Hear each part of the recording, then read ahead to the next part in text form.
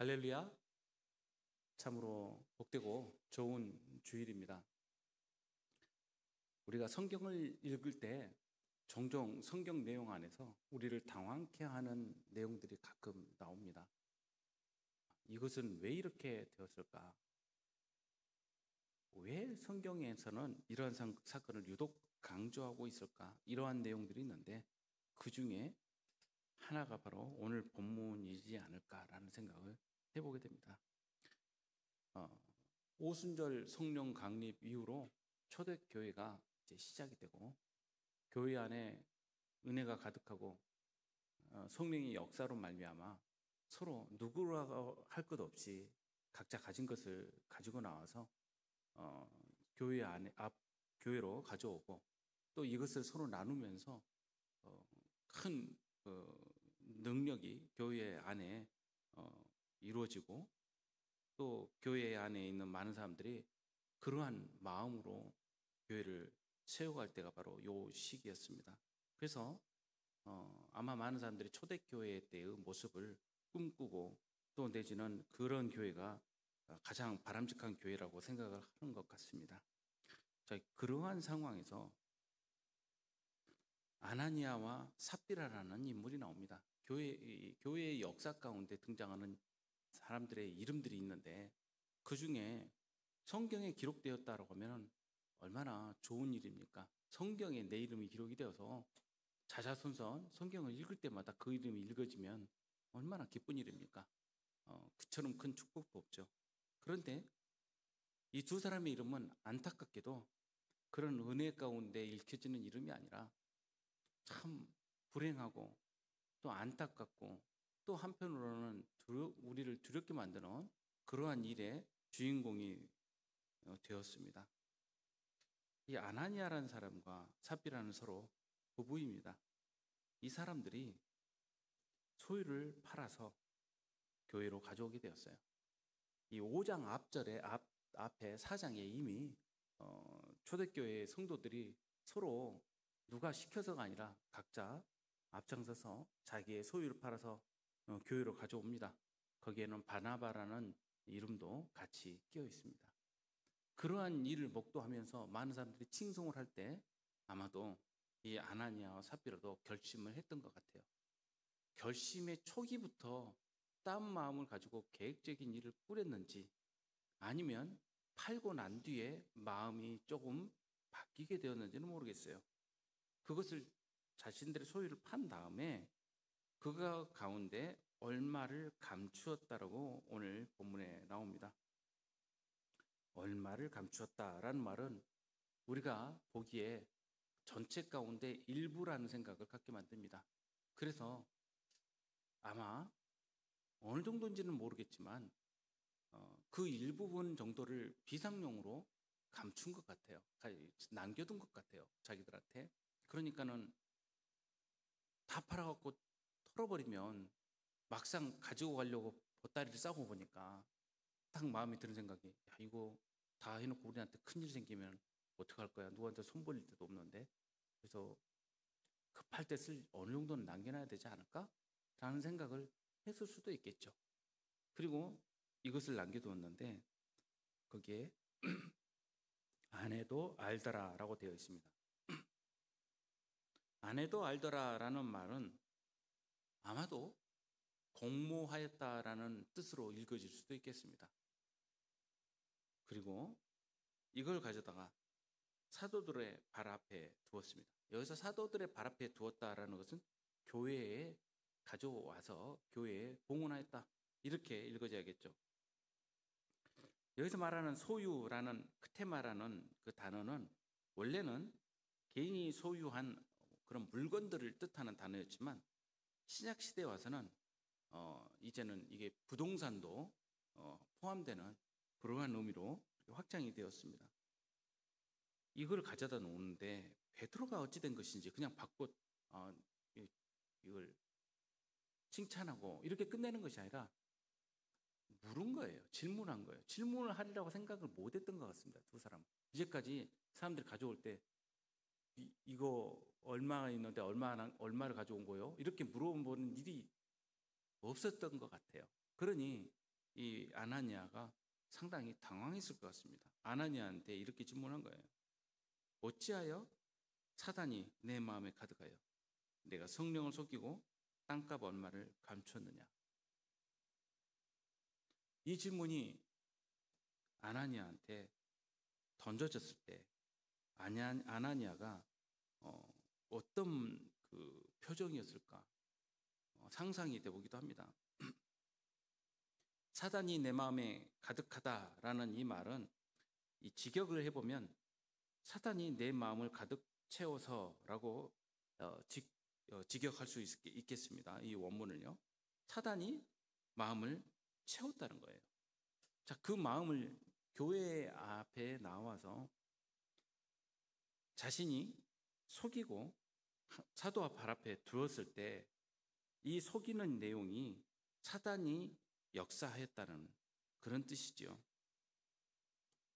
땅이 그대로 있을 때는 내 땅이 아니며 판 후에도 내 마음대로 할 수가 없더냐. 어찌하여 이를 내 마음에 두었느냐 라고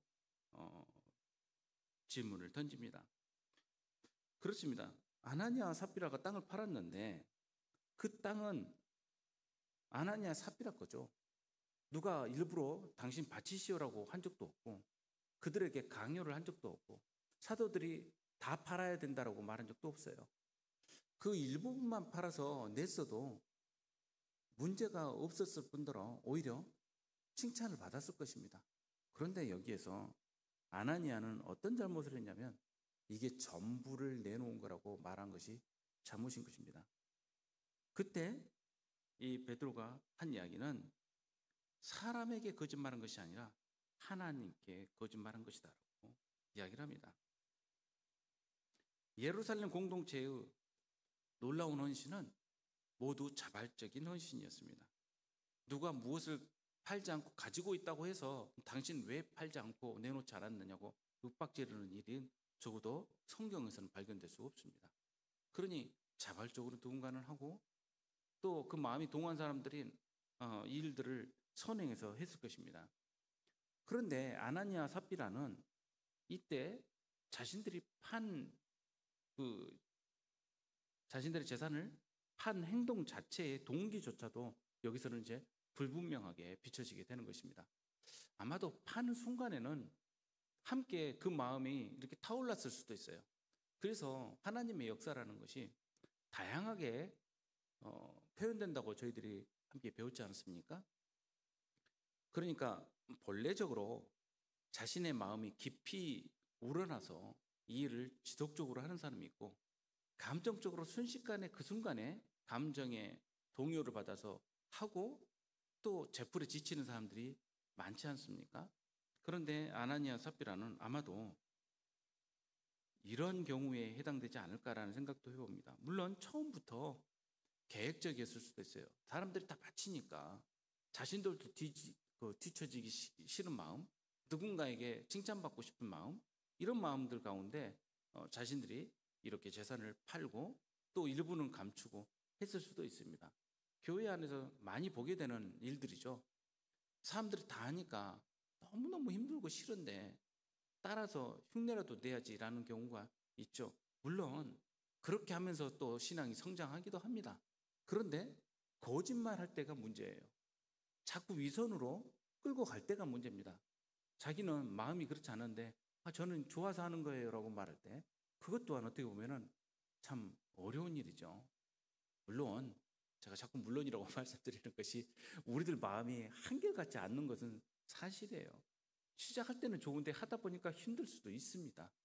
그럴 때는 서로 기도하고 용기를 내주고 또 도와주고 이러면서 같이 끌어가야 되지 않겠습니까? 그런데 아나니아 삽비라는 그렇게 하지 못하였다는 것입니다. 이 일은 성경에서 보면 출애굽기에 나오는 여호수아서에 나오는 이 사건과도 비견될 수 있는 것 같아요. 여호수아에 보면 여호수아의 군대 이스라엘 백성들이 요단강을 건너고 첫 번째 점령지로 여리고성을 점령을 합니다.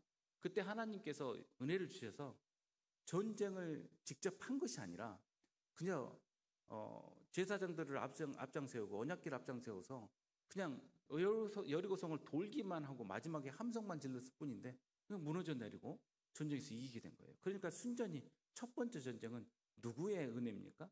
하나님의 은혜예요. 물론 그 뒤에 싸우는 모든 것도 하나님께서 앞장서서 싸우시면서 그 전쟁을 다 승리로 이끌어 가시죠. 자, 이런 것을 봤을 때 첫 번째 여리고성은 하나님께서 뭐라고 명령하셨냐면 헤렘이라는 것을 명령하세요.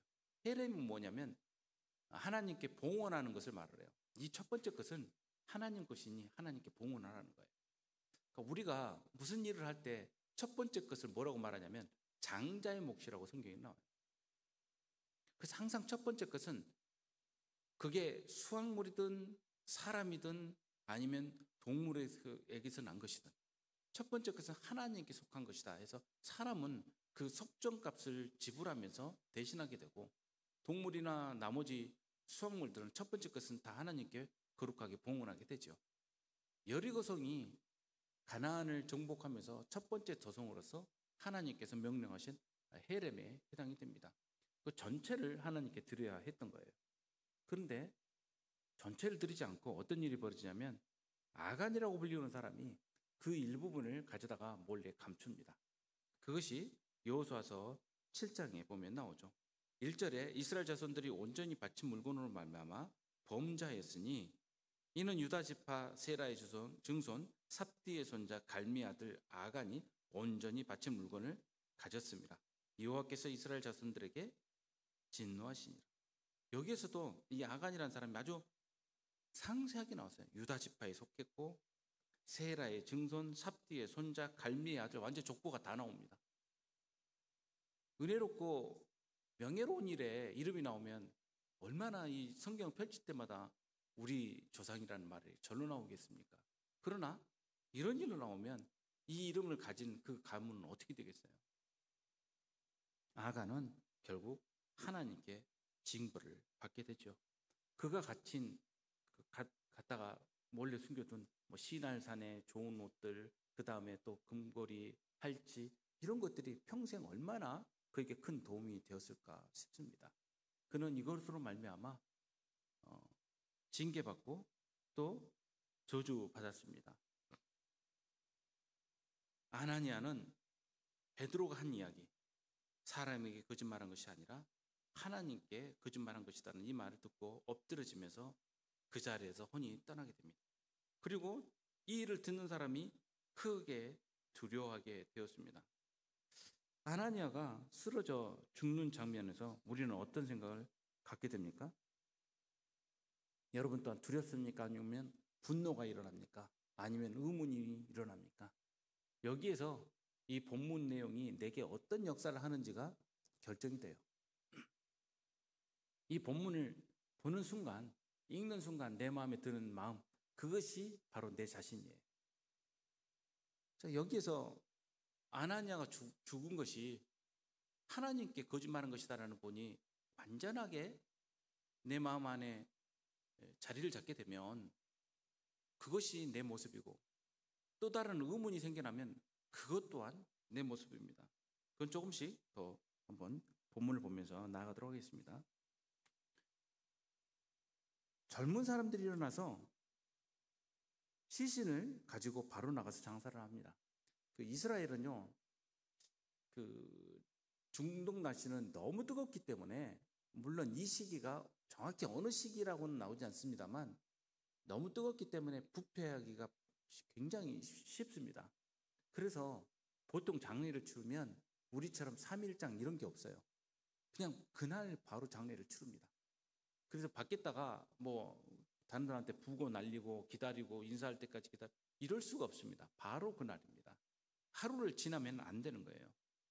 예수님께서도 십자가에 달리시고 시신을 내릴 때 바로 그날 장사를 치르지 않습니까? 그리고 난 뒤에 한 3시간쯤 지났는데 아내가 일어난 일을 알지 못하고 들어옵니다. 왜 부부가 함께 들어오지 않았는지는 모릅니다. 왜 따로따로 오는지 이건 모르죠. 그러나 아마 아나니아가 먼저 와서 그렇게 자기가 가족을 대표해서 이 헌금을 하고 그 다음에 이 남편을 만나러 부인 삽비라가 들어온 것 같습니다. 베드로가 이 부인 삽비라를 붙잡고 질문을 또 던집니다. 그 땅 판값이 이것뿐이냐? 참 아마 굉장히 당황했을 거예요. 아는 이 삽비라가 들어오면서 칭찬은 고사하고 또 판 것도 얼마나 판 거야? 라는 질문을 받게 된 것 아니에요. 남편이 뭐라고 말했는지 알 턱이 없는 이 부인 삽비라는 이것이 전체가 맞다라고 대답을 합니다. 참 안타까운 일입니다. 베드로가 또 이야기합니다. 너희가 어찌 함께 꾀하여 주의 영을 시험하려 하느냐?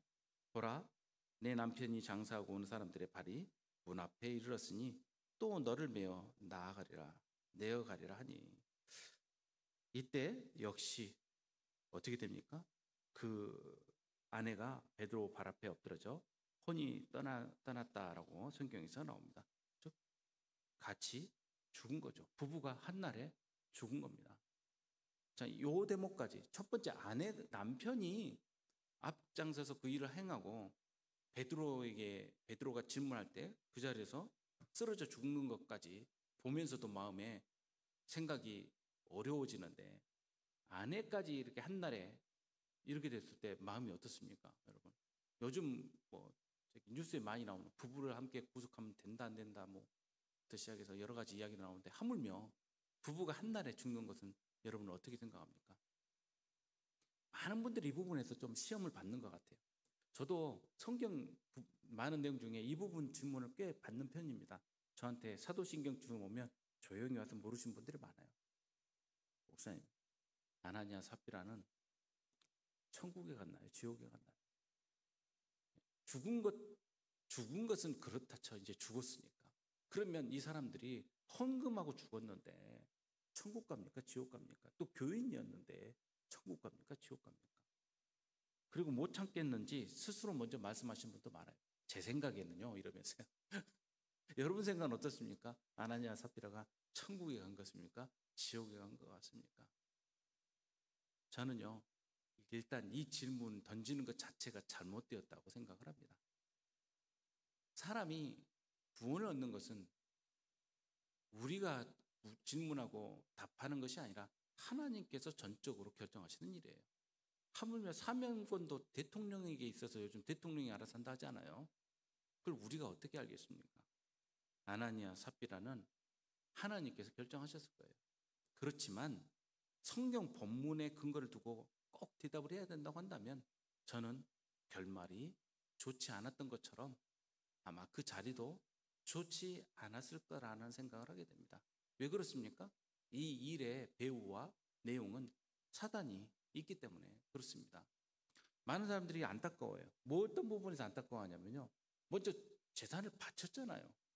그리고 적게 바친 것도 아니에요. 상당한 부분을 바치고 일부분을 남겨뒀을 뿐입니다. 이게 그렇게 잘못된 건가요? 그래서 어떤 분은 저한테 자기 생각은 분명히 천국 갔을 것 같다고 이야기를 합니다. 그러면서 자기가 본인이 아시는 목사님도 아나니아 삽비라에서 질문을 하니까 천국 갔을 거다라고 대답을 하셨대요. 그분이요. 그분은 저보다 또 다른 시각을 갖고 계신지는 모르겠어요. 이유가 그겁니다. 우리 오늘날 현대의 교인들이 아나니아 삽비라만 또 못하기 때문에 그렇다는 거예요. 아나니아 삽비라가 죽을 정도면 여기서 살아남을 사람이 얼마나 되겠냐는 거죠. 그 말은 조금 제 마음을 움직이긴 합니다. 아니 여러분 아나니아 삽비라처럼 팔아보셨어요? 그렇게 한번 싸가지고 어디에다가 한번 헌금을 해보셨습니까? 그런 거 생각해 보면 우리는 거기에 미치지는 못하잖아요. 그러니까 그 정도 안 됐으니까 아나니아 삽비라가 천국 못 가면 우리도 못 가는 것이 되기 때문에 그래서 걱정해서 그 질문을 하시는 것 같아요. 그런데 질문의 시각이 잘못되었습니다. 여기서는 많이 못 바쳐서 죽거나 잘못된 게 아니에요. 여러분 오해를 하시면 안 됩니다. 베드로도 분명히 그렇게 이야기하지 않습니까?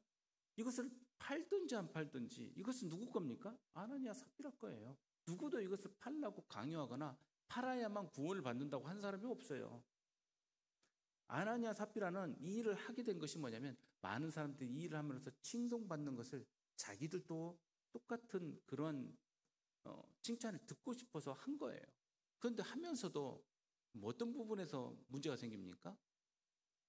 갖다가 줄 때, 이거 한 반 정도 팔고 반은 제가 제 재산을 판 것 중에 한 반을 하나님께 봉헌하겠습니다. 이렇게만 해도 얼마나 많은 사람들한테 칭찬을 받았겠어요.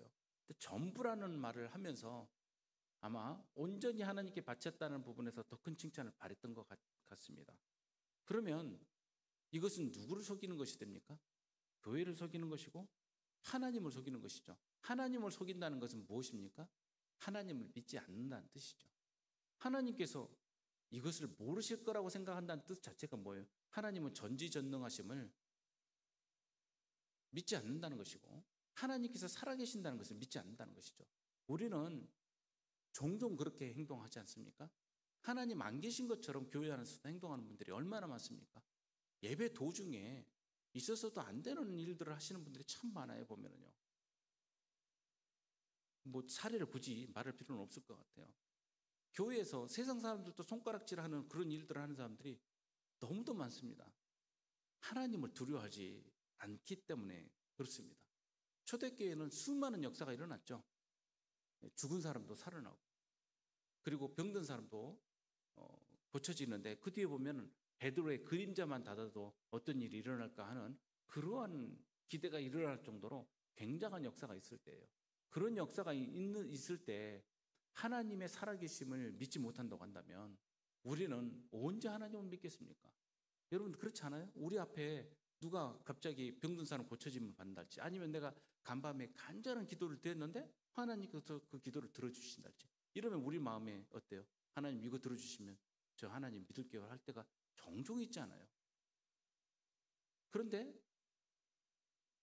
그런 일이 일어나도 바로 1시간, 2시간만 지나면 금세 그 마음이 변화가 옵니다. 어쩌다 그랬겠지. 내지는 글쎄 이게 진짜 그게 맞나? 라는 생각을 또 하게 되는 거죠.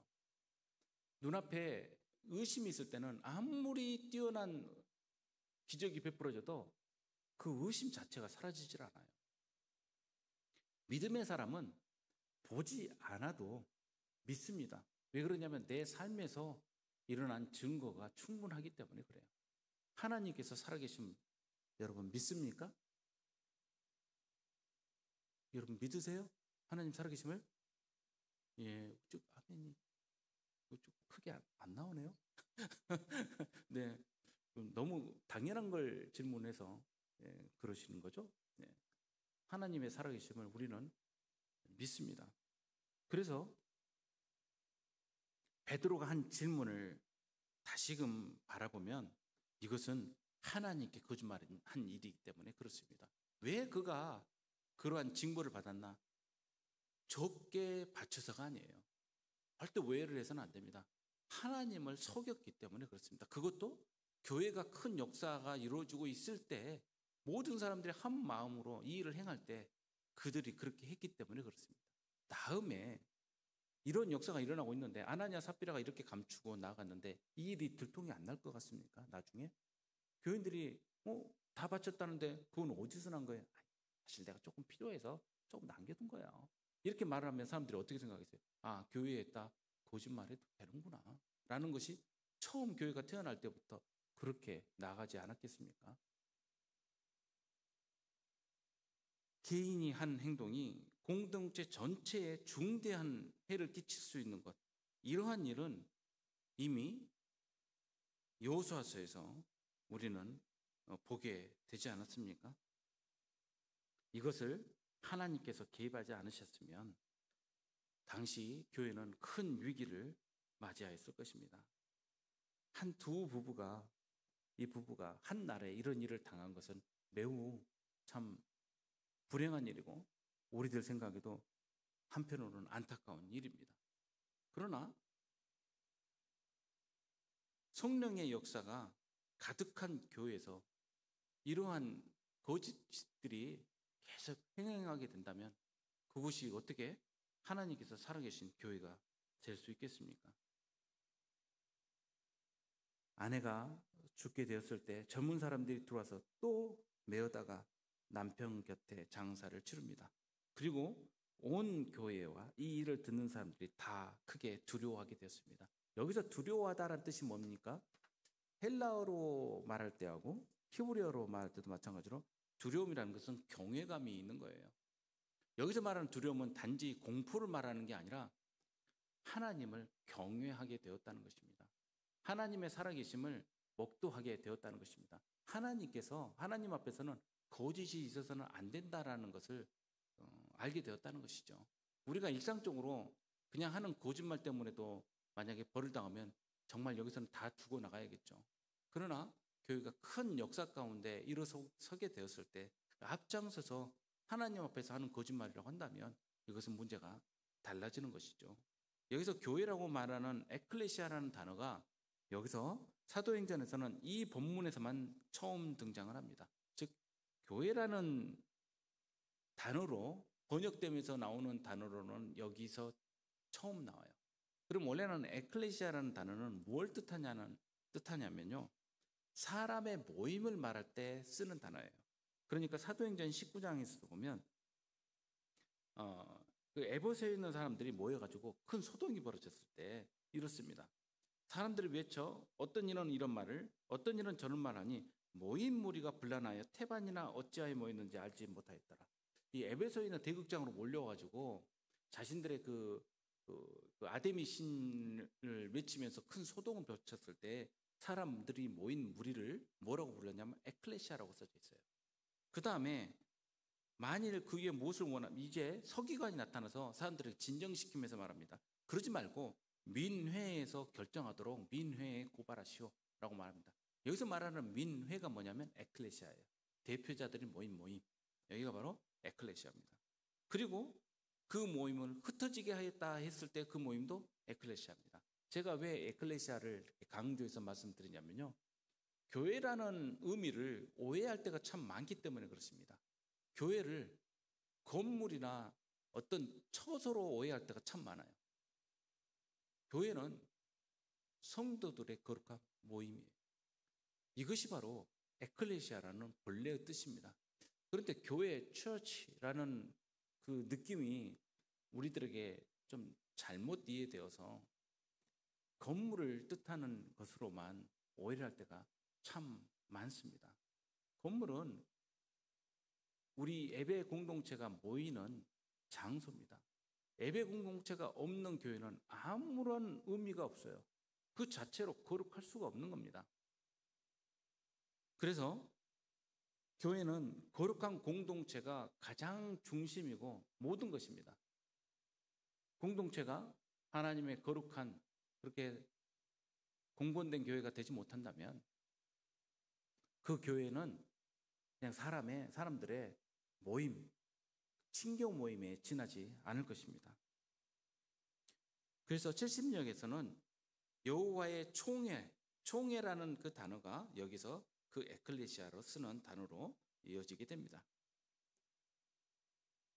온 공동체가 하나님을 경외하는 가운데 하나님께서 자기 백성을 아신다라고 그렇게 고백하게 되었을 것입니다. 그리고 디모데후서 2장 19절에 나온 말씀처럼 주의 이름을 부르는 자마다 불의에서 떠날지어다라는 그러한 그 교훈이 분명하게 각인되었을 것입니다. 사도들의 손을 통하여 민간의 표적과 기사가 많이 일어나며 믿는 사람들이 다 마음을 같이하여 솔로몬 행각에 모였다라는 말씀이 나와요. 여기서 말하는 솔로몬 행각은 성전입니다. 성전 자리에 모여서 함께 예배하고 함께 말씀을 듣고 그 모이는 일에 부지런하게 되었다는 것입니다. 그리고 나머지는 감히 그들과 상종하는 사람이 없으나 백성이 칭송하더라. 이 부분이 좀 번역하기 어려운 부분입니다. 그 나머지가 누구를 말하는지, 상종한다는 게 과연 뭘 뜻하는지에 대해서 조금 학자들의 견해들이 논쟁이 있습니다. 그런데 아마 그 나머지라는 그 부분도 그 믿는 다른 이 모임 가운데 있는 그 다른 사람들, 믿는 사람들을 이야기하는 한 것 같습니다. 그런데 여기서 상종한다라는 그것은 무엇을 말하느냐 그러면 솔로몬 행각에 모여서 함께 모이는 그 모임, 사도들과의 그 모임을 이야기하는 것 같아요. 그런데 여기서 왜 이런 말이 나올까라고 하냐면 사도들이 당하는 그런 그 핍박과 그 어려움들, 아마 그 시대에 그러한 일들이 있었기 때문에 두려움이 있었고, 그래서 함께하지 못하는 사람들이 있었지만 백성들의 칭송이 있게 되었을 때 믿고 주께로 나온 자가 더 많았다라는 말씀으로 연결되는 것 같아요. 그러니까 교회는 역사도 있지만 핍박이 있죠. 핍박이 있으면 사람들이 선택을 하게 됩니다. 누구를 두려워하게 되느냐? 하나님을 두려워할 것인지 세상을 두려워할 것인지. 그런데 일부 사람들은 세상을 좀 더 두려워하는 사람들이 있을 수 있다는 거예요. 교회 안에도. 그렇죠. 그런데 그럼에도 불구하고 하나님의 믿음의 공동체가 사람들에게 칭송받는 일이 일어날 때 그런 두려운 일에도 불구하고 믿고 주님께 나오는 자가 더 많아지게 됐다라는 거예요. 여기서 백성들의 칭송을 받는 일은 무엇 때문에 그렇습니까? 교회에서 일어나는 신기한 일들 때문에 그렇습니까? 그렇지 않습니다. 하나님의 살아계심을 증언하는 그 믿는 자들의 모임 그 자체 때문에 그렇습니다. 그 모임이 갖는 힘, 하나님을 증거하는 그 능력, 이것 때문에 많은 사람들이 이 교회를 칭송하게 되는 것이죠. 그리고 많은 사람들이 모이게 되고 또 역사가 더 일어나게 되는 것을 보게 됩니다. 우리는 어떤 역사를 체험하고 삽니까? 쉐마교회는 어떤 역사가 있게 됩니까? 하나님께서 이 믿음의 공동체를 통하여 어떠한 증거를 보여주시기를 원하십니까? 여러분, 우리들은 믿음의 공동체요. 우리 한 사람 한 사람이 바로 교회입니다. 우리들이 하나님을 경외하고 참으로 거짓 없이 하나님 앞에 나아갈 때 하나님께서 온 세상으로부터 받는 칭송을 듣게 하시고 또 우리 가운데 큰 부흥의 역사를 일으키시고